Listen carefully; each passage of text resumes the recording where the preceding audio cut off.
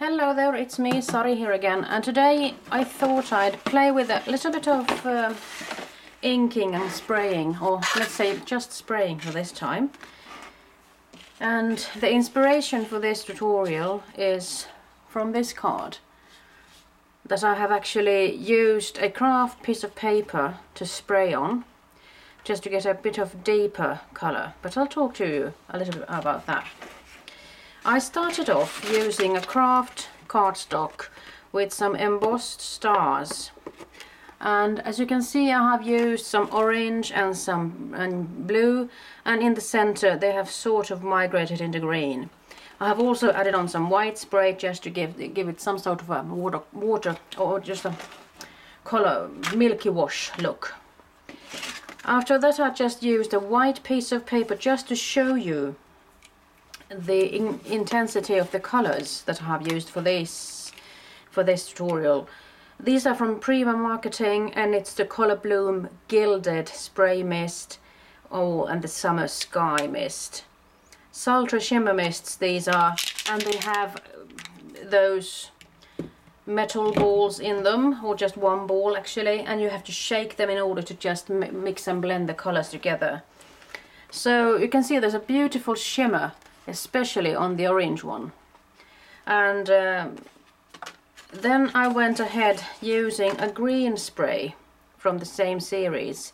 It's called Emerald, and I also had some orange color in the background, or at the surface here, and I just picked it up just by dabbing it in like that. I also used the pearl white, but it does look pink, and I sprayed it here around the edge. And then I started using different sprays. I've actually used some Dylusions orange there. I started off with some color wash from Adirondack, butterscotch and sailboat blue, but since I didn't have any control whatsoever where the sprays ended up, you see I've actually gotten a bit more on my fingers than on the paper really. And then I continued using that orange spray that I talked to you about before. But what I have done with a couple of these, I've actually used either the Memories Mists whipped cream or Dylusions white linen ink spray. I absolutely love this Memories Mist because it's so thick. It actually goes on top of everything and creates a really nice look. But I thought I'd just compare these three sort of white sprays just to give you an idea of where they will end up. So let's see, I'm just going to continue using the blue and the orange as I have done so far, and I'm hoping I'll be able to, and you see this one is a bit handy, it's sort of ergonomic, and there's something to stop this from actually working without me intending it to, and it's a full coverage spray system here. And first off, you need to shake the bottle quite heavily, and then you have to spray at least 20 times before it gets started. There's a pretty long starting period for that one. And then I go in with some orange because I do want those colors to blend, and I'll do the same thing here. I'm trying to protect my surface, but I'm sure I'll be ending up with lots of spray on my white pieces of furniture. Isn't that great? I'm ironic here, as you can see or understand. I think I'll continue with some more blue. They market these spray bottles as ones being able to spray in two different ways. Either you can get some sort of a full coverage, or you can just get some splatters as I tried out there. As you can see, it is pretty nice looking now, isn't it? But if I were to go over, let's say this bit with some Memories Mists whipped cream, you can see what starts happening. And then I go with the white linen. This one also has got a shaking ball. It sort of looks the same, but it doesn't really work the same. And then I'm going to go with the pearl white, even though it does look pink. And I'm trying to get it a bit thick, but I can't really control the nozzle as well. So now I have to do some drying up of these things, and I have to fiddle with the cord here. like so, and let's get started.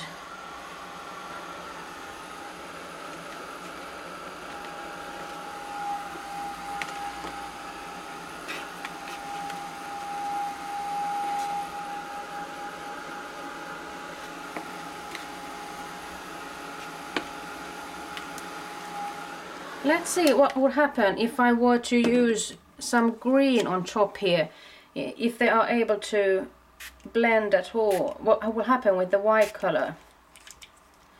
That's a bit interesting for me, because I think that the Memories mists will actually go through the green better than the others. Let's see.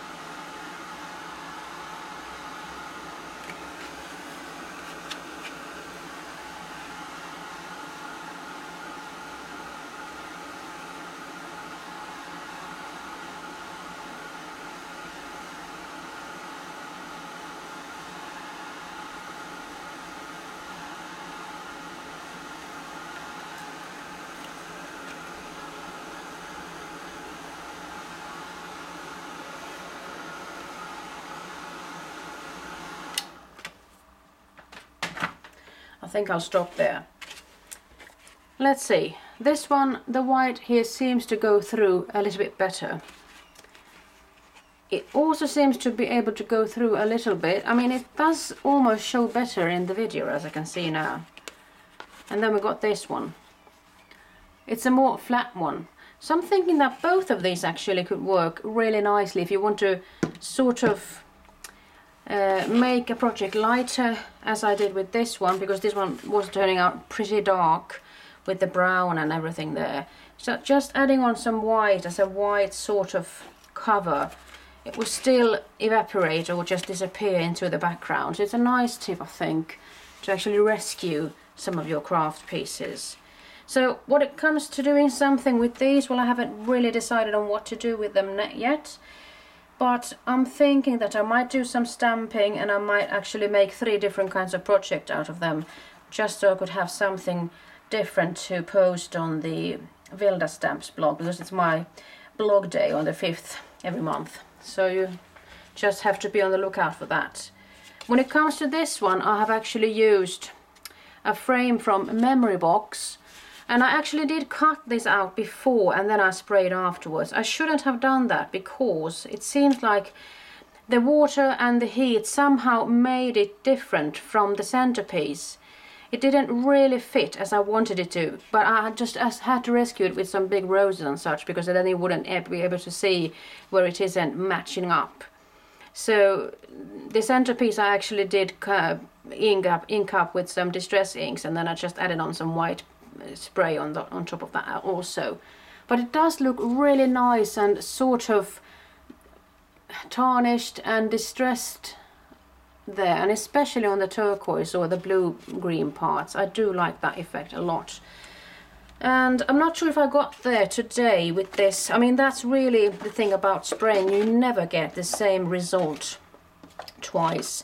And in this case, I wanted to get this one going, but I couldn't really get there. Let's see if I can still go there. I'm not going to give up now, am I?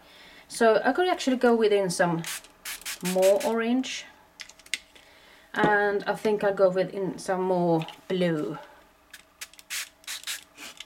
And then I'll just put on the whipped cream there. You see, I like how it actually reacts with the colors there. So let's see if you can endure another session of drying. Heat drying. Perhaps we can get a different result. Or actually in a depth result, because now I'm getting in a second layer of ink here. And this is really the thing about paper crafting. I mean, you can never say that you fail in anything. You just have to figure out a new way of rescuing things. And you also get a chance of actually, well, challenging your own imagination a little bit. It also could do with this different kinds of papers. I mean, in this case I hadn't used that sort of craft paper as I did on this one, so perhaps this one sucks into the paper more than that one did. Or perhaps it was a sunny day and everything was just fine on that day. You never know. I mean, there could be a million reasons for things not turning out the way I want them to. But this is it. It's going to be like this, and I sort of like this. It has got a really shabby and an old look, and imagine me inking up the edges with some brown just to make it look like an old map or something. I do like the color combo here, I must say. Just using orange and blue and you will get more colors here. So let's see where I could end up using these. I'm going to challenge myself to actually use them, not just collect them in a pile. So that's it from me. I hope you do come back to see another video soon. I hope. Okay, bye bye.